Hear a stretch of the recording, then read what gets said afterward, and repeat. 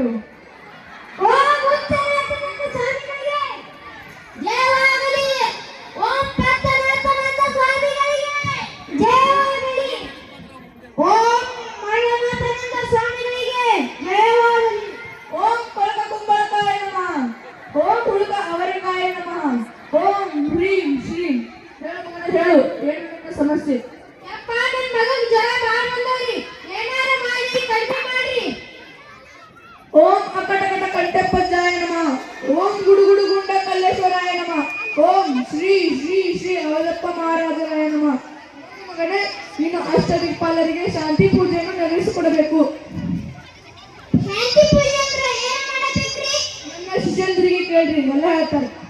ನೋಡ್ರಿ, ಶಾಂತಿ ಪೂಜೆ ಅಂದ್ರೆ 5 ಕಿಲೋ ಸಕ್ರಿ, 10 ಕಿಲೋ ಅಂಬಾಎಣ್ಣೆ, 4 ಕೋಳಿ, 5 ತತ್ತಿ, 10 ಶೇಂಗಾದ ಹೋಳಿಗೆ, ಮತ್ತು 20 ಚಪಾತಿ, 30 ಸಜ್ಜಿ ರೊಟ್ಟಿ. ಈ ಮಗುವಿನ ಮುಖದ ಮೇಲಿನ ಇಳಿವಿ ಹಳ್ಳಿಯಾರೆಲ್ಲ ಪಿಂಡಿ ತಣ್ಣಗೆ ಇಟ್ಟು ಬರ್ರಿ, ಎಲ್ಲ ಜ್ವರ ಕಡಿಮೆ ಆಗ್ತಾವ್ರಿ. ಆಯ್ತ್ರಿ ಅಪ್ಪ.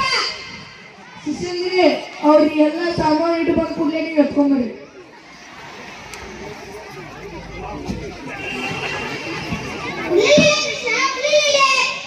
ಏನೋ ನಮ್ಮ ಕೃಷ್ಣನೇ ಜ್ವರ ಕಡಿಮೆ ಆಗ್ಯಾವ ಇಲ್ಲ?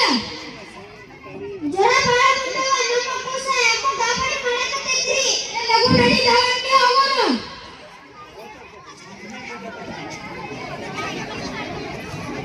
ಏನಾಯ್ತ್ರಿ ಸಾಹೇಬರೇ? 4 ದಿನದಿಂದ ನನ್ನ ಮಗನ ಜ್ವರ ಬಂದವ್ರಿ, ಏನಾಗಿತ್ತು ನೋಡ್ರಿ.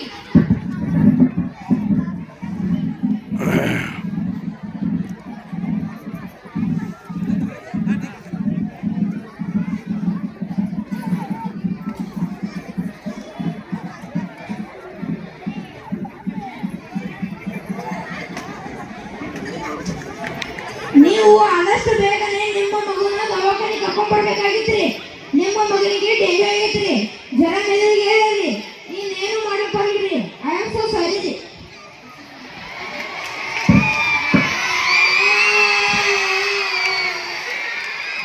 ಯವ್ವ, ಸ್ವಾಮೀಜಿ ಮಾತು ಕೇಳಿ ನಮ್ಮ ಕೃಷ್ಣನ ಕರ್ಕೊಂಡೇವಿ. ಸ್ವಾಮೀಜಿಗೆ ತಕ್ಕ ಪಾಠ ಕಲಿಸೋಣ ನಡಿ. ಸ್ವಾಮೀಜಿಗೆ ಸ್ವಾಮೀಜಿಗೆ ಸ್ವಾಮೀಜಿಗೆ ಸ್ವಾಮೀಜಿಗೆ ಸ್ವಾಮೀಜಿಗೆ. ಓಂ ಚಿಕ್ಕಪ್ಪ ಚಿಕ್ಕಮ್ಮ, ಮೆಕ್ಸಿಕೋ ಮಾರಮ್ಮ. ದೊಡ್ಡ ದೊಡ್ಡ ಪೊಟ್ಯಾಟೊ, ಅರ್ಧ ಕೆಜಿ ಟೊಮೆಟೊ.